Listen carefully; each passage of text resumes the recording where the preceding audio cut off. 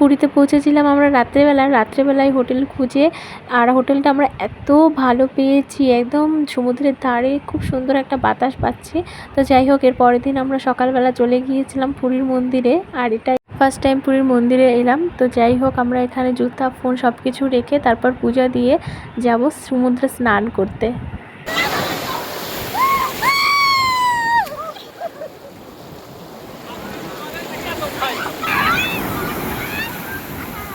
সমুদ্রে অনেকক্ষণ ধরে স্নান করলাম, আর না জানি কে কত জল খেয়েছে সমুদ্রে। তো যাই হোক, তারপর আমরা সন্ধ্যাবেলা চলে এলাম গোল্ডেন বিচে। আর গোল্ডেন বিচে এখানে এসে কত রকমের মাছ যে দেখলাম। তো তারপর মেলা টেলা ঘুরে ফুচকা টুচকা খেয়ে এখন সোজা চলে যাব হোটেলে। আর হোটেলে গিয়ে এখন রান্না করতে হবে, কারণ আমরা রান্না করার জন্য ভাড়া করেছি সব কিছু। তো আমরা নিজেরাই রান্না করে খাই যেখানেই যাই, তো এটাই বেশি ভালো হয় হোটেলে খাওয়ার থেকে। তো যাই হোক, আজকের মতো এখানেই টাটা।